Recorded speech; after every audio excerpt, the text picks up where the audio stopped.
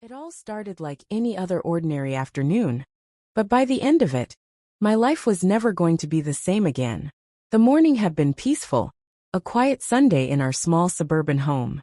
Ethan, my husband of 7 years, had made his usual pot of coffee while I finished tidying up the kitchen. We exchanged pleasantries about the week ahead, and life seemed to be flowing as it always had, predictable and steady. In hindsight, I should have noticed something was off. There was a subtle distance in his eyes, a coolness in his tone, but I brushed it aside. Maybe he was just tired. After all, we both had been under a lot of pressure lately. It was just before lunch when everything changed. Ethan and I were sitting on the couch, our feet curled beneath us as we watched the news. The room was warm, and the soft hum of the TV filled the silence between us. We had just shared a casual conversation about the weather, nothing significant, when Ethan suddenly turned to me with a look I had never seen before. A mixture of guilt, sorrow, and something else, something that I couldn't quite place. His expression was unreadable, and I felt a slight unease settle in my stomach. He opened his mouth to speak, but the words seemed to struggle against his throat. "I need to tell you something," he said, his voice soft but firm, as if he had been rehearsing this moment in his mind for hours, maybe even days. "I don't know how to say this, but I've been seeing someone else." The word struck me like a punch to the chest. I froze, my mind trying to process what he had just said. I turned to face him, feeling the blood drain from my face. "What do you mean, seeing someone else?" I asked, my voice shaky. Ethan let out a long breath, as if the confession had been building up inside him for far too long. He shifted uncomfortably in his seat, his eyes avoiding mine. I've fallen in love with her, and I can't ignore it anymore. I've been having an affair, and I think I want to be with her." The words echoed in my mind, each one slowly sinking in. It felt like a nightmare that I couldn't wake up from. I wanted to scream, to demand answers, to know how this had happened, but I couldn't find my voice. Everything around me seemed to blur, the room closing in, the air thick with the weight of his betrayal. The very foundation of my reality seemed to tremble beneath me. For a moment there was silence, just the sound of my own breathing, ragged and shallow. I tried to hold myself together, to stay calm, but my heart was breaking in 1,000 different ways. "Who is she?" I finally managed to ask, my voice barely a whisper. I didn't even know if I wanted to know, but I had to hear it from him. Ethan hesitated for a second, his eyes darting toward the floor. I could see him trying to find the right words, but in that moment I knew. I already knew who she was, even before he spoke her name. My best friend Claire. The woman who had been my confidant for years. The one I had shared my most intimate thoughts with. The one I had trusted with everything. It was her. My mind reeled at the thought of it. How could they do this to me? How could they betray me like this? "I'm sorry," Ethan said, his voice breaking. "I never meant for this to happen, but it did. I tried to ignore it, but I can't anymore. I'm in love with her, and I think we need to separate." The room seemed to spin around me, the words bouncing off the walls like a cruel echo. "Claire?" I whispered, as if saying her name would make it all make sense. But it didn't. Nothing made sense. My stomach churned with disgust, with anger, with betrayal. I wanted to scream at him, to slap him, to demand an explanation, but instead I found myself staring at him, numb. "How long has this been going on?" "It started a few months ago," he admitted, his voice soft, regretful. "We were talking, and one thing led to another. It was wrong, I know, but I couldn't stop it. I couldn't breathe." The weight of his confession hung in the air like a suffocating fog. I wanted to cry, to shout, to beg him to take it back, but my body refused to respond. Instead, I sat there in stunned silence, feeling every shred of trust and love I had once had for him unraveling before my eyes. "I never wanted to hurt you," he continued, his eyes filled with sorrow, "but I think it's time for us to move on from each other." I couldn't take it anymore. The room felt too small, the air too thick. I stood up abruptly, my legs unsteady beneath me. "You're leaving me for her," I said, the words tasting bitter on my tongue. I couldn't even look at him as I spoke. "After everything we've been through, you're leaving me for her." My voice cracked, the pain in my chest threatening to spill over. Ethan stood up as well, reaching out to me. "I never wanted to hurt you, I swear. This isn't easy for me either." I turned away, my heart aching with every word he said. How could he stand there looking at me like this? How could he justify tearing apart everything we had built? I had stood by him through thick and thin, supported him when he faced challenges at work, when his father passed away, when we bought our first house together. How could he betray me like this? How could Claire, my closest friend, betray me like this? I didn't know how much time had passed, but eventually I walked out of the room, into our bedroom. My hands were trembling as I pulled my phone out of my pocket. I couldn't bring myself to call Claire. I couldn't even fathom speaking to her right now. The betrayal was too fresh, too raw. Instead, I called my mother. My voice was unrecognizable when I finally spoke. She was shocked, of course, but she tried to console me. She offered advice, but I wasn't in a place to hear it. All I could do was cry, the tears pouring down my face like a river that had been dammed up for too long. The rest of the day passed in a haze. Ethan left the house to stay at a friend's place, and I was left alone to process the nightmare that had just unfolded. I couldn't stop replaying everything in my mind. The little things. The way Ethan had been distant lately. How Claire had seemed overly eager to offer advice about my marriage. Had she always been waiting for this moment? Was she always trying to get close to Ethan? I couldn't understand how it had happened. The questions churned in my mind, but the answers never came. That night, I stayed up long after I should have. I couldn't sleep, couldn't eat, couldn't think straight. The bed felt too big without Ethan beside me. I kept imagining them together, laughing, loving, and I couldn't stop the flood of jealousy and anger that consumed me. How could they do this? How could they destroy everything we had? But deep down, beneath the fury, there was an overwhelming sense of betrayal that ran deeper than anything I had ever felt before. Not just from Ethan, but from Claire. She had been my closest friend, my confidant. She knew every detail of my life, every secret, every fear. And yet, she had been with him behind my back. How could I ever trust her again? How could I ever look at her the same way? As the hours ticked by and the night stretched on, I felt something shift inside of me. It was the beginning of something I didn't fully understand yet. Grief, yes, but also a strange sense of clarity. This wasn't just about Ethan and Claire. It was about me. It was about who I was going to be after this. What would I do with this betrayal? Would I let it define me? Or would I find a way to rise above it? For the first time in hours, I stopped crying. I wiped my tears away and looked at my reflection in the mirror. The woman staring back at me wasn't the same person I had been earlier that day. I didn't know what the future held, but one thing was clear. I wasn't going to let this destroy me. Not yet. Not while there was still hope. Little did I know that this moment would mark the beginning of a long and difficult journey toward healing. And the road ahead, though uncertain, would eventually lead me to a place where I could find peace, on my own terms. The morning after Ethan's confession, I woke up feeling like I had been hit by a truck. My body ached. My eyes were swollen from crying, and my mind was still struggling to accept what had happened. For a few blissful seconds, as I lay in bed, I forgot everything.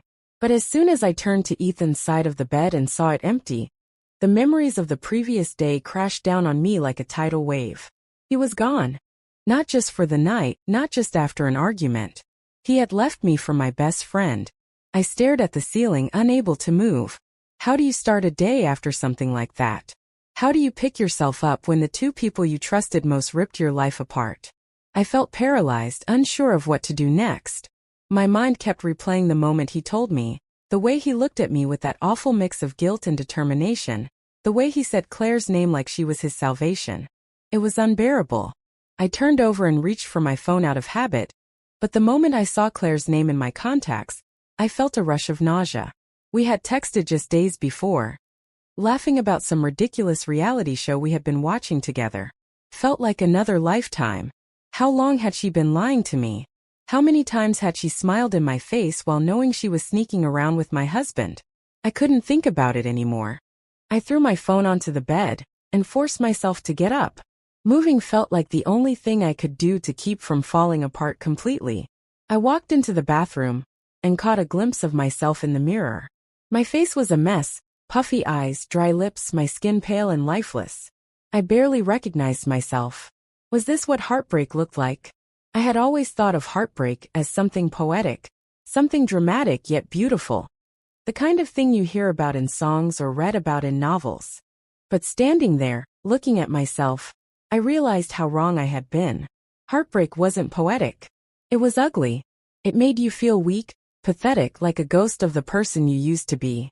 I turned on the faucet and splashed cold water on my face, hoping it would shock me into feeling something other than pain. It didn't work. Nothing did. By the time I made it to the kitchen, I realized I had no appetite, but I forced myself to make coffee. The routine of it was familiar, grounding. Ethan used to make the coffee every morning. The thought made my stomach turn, and I almost dumped the whole pot down the sink, but I stopped myself. No, I wasn't going to let him take this from me too. I poured a cup and sat at the table, staring at the steam rising from the mug. And then for the first time that morning, I let myself really feel it. The loss, the betrayal, the devastation. I dropped my head into my hands and sobbed deep, gut-wrenching cries that shook my entire body. The kind of crying that makes you feel like you might never stop. The kind that comes from a place so deep inside you that it feels like it's tearing you apart. I wasn't just crying for Ethan. I was crying for everything I had lost. For Claire, for the friendship that had been the foundation of so much of my life. For the years I had spent building a life with a man who could so easily throw it all away. For the trust that had been shattered beyond repair. At some point I must have stopped crying because when I looked at the clock, it was already afternoon. The whole day had slipped through my fingers, lost in a haze of grief. I knew I couldn't stay like this forever. As much as I wanted to curl up and disappear, I had to do something. Anything. I grabbed my phone, ignoring the dozens of missed calls and texts from friends and family who had already heard the news. I wasn't ready to talk to anyone yet. Instead, I scrolled through my contacts until I found the one person I knew would understand, Mia. Mia had been my friend since college. She had seen me through bad breakups, career struggles, and family drama. She was the kind of friend who told the truth, even when it hurt, and right now I needed honesty more than anything. I called her and she picked up on the first ring. "Oh my God," she said immediately. "I was waiting for you to call. Are you okay?" I let out a bitter laugh. "Do I sound okay?" "No," she admitted. "You sound like you've been crying for hours." "Because I have." She sighed. "I can't believe he did this to you." "And with Claire?" "That's the part one can't wrap my head around. That snake. I never liked her, you know." I blinked in surprise. "You didn't?" "Not really," Mia said. "She was always a little too perfect. Too careful. Like she wanted everyone to love her. But I never thought she'd do something like this." I exhaled slowly. "Yeah, me neither." There was a pause before Mia spoke again. "You need to get out of the house." "I don't know if I can." "You can. And you will. I'm coming over. We're going for a drive. You don't have to talk if you don't want to. But you need to breathe some fresh air before you drown in this." I hesitated, but deep down I knew she was right. I needed to get out, if only to remind myself that the world was still turning. 30 minutes later, Mia pulled up in front of my house, and I climbed into her car without a word. She took one look at me and squeezed my hand. "We're gonna get through this," she said firmly. "You're not alone." I nodded, but I wasn't sure if I believed her.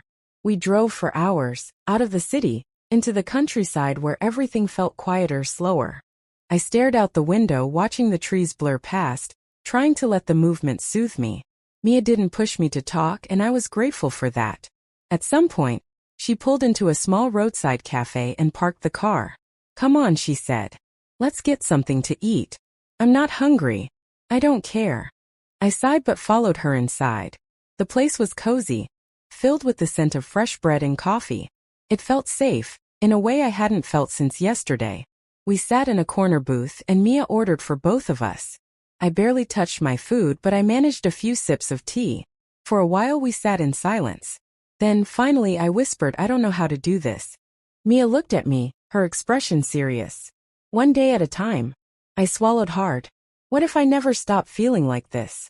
"You will," she said. "It won't happen overnight. And it won't be easy. But one day, you're going to wake up and realize that you don't love him anymore. That you don't miss her.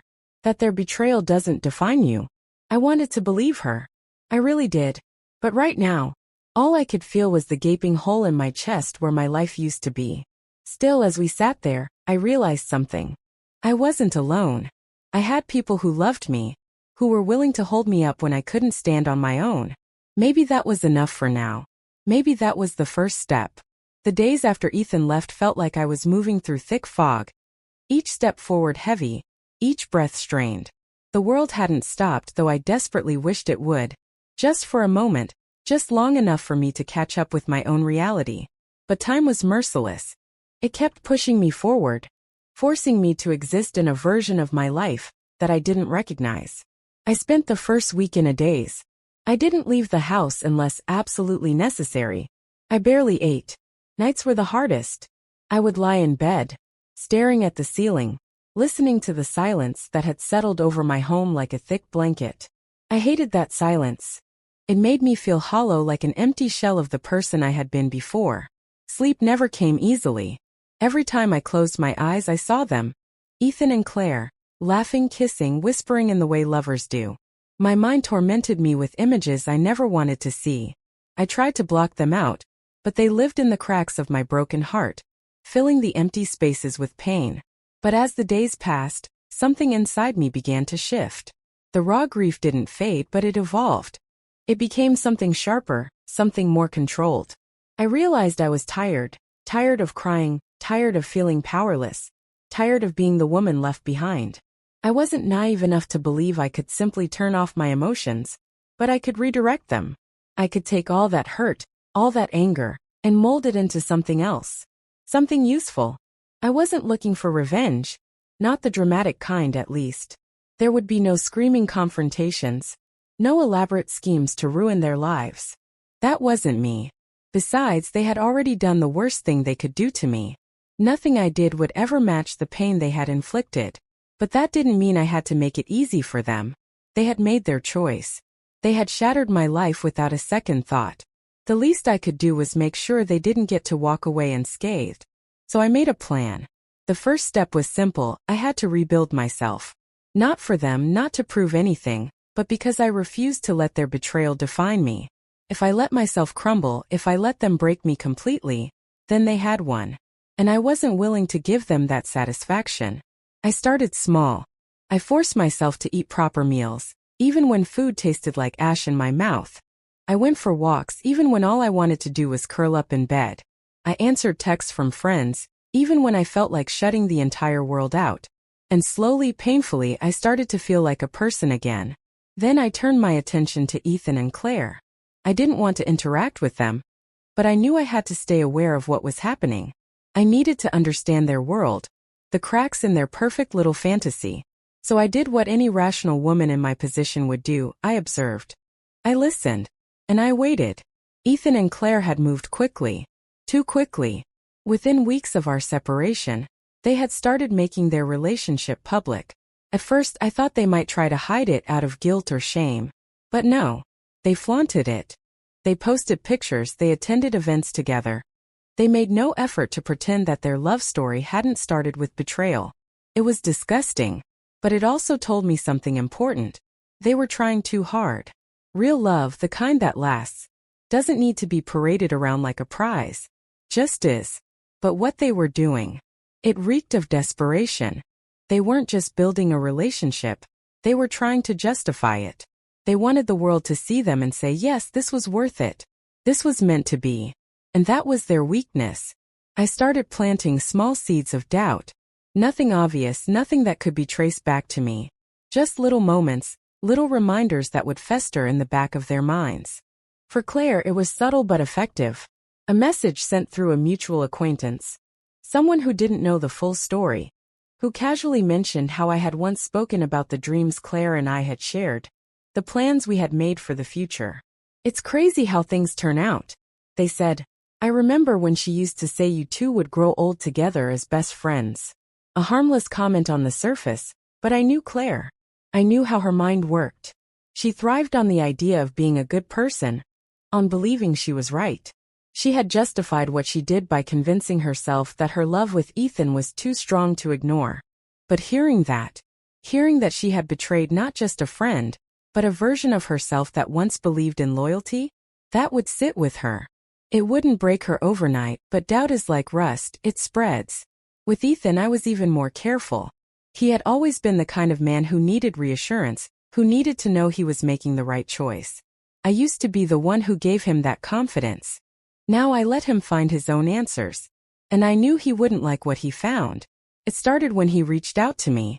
At first, it was under the guise of practical matters, bank accounts, shared possessions, the logistics of unwinding a marriage. But then it changed. He started asking how I was. If I was okay. If I hated him. I gave him nothing. No anger, no tears, no emotional outbursts. Just calm, distant indifference. I'm doing well, I would say. I hope you are too. It drove him insane. Because the truth was, Ethan had expected me to crumble. He had expected me to fight for him. To scream, to beg. To make him feel like he was the center of my universe, even in his absence. But I didn't. I let him believe I was moving on, even when my heart was still in pieces. And that ate at him. Because deep down, he wasn't sure if he had made the right choice. Then I did something even simpler. I thrived.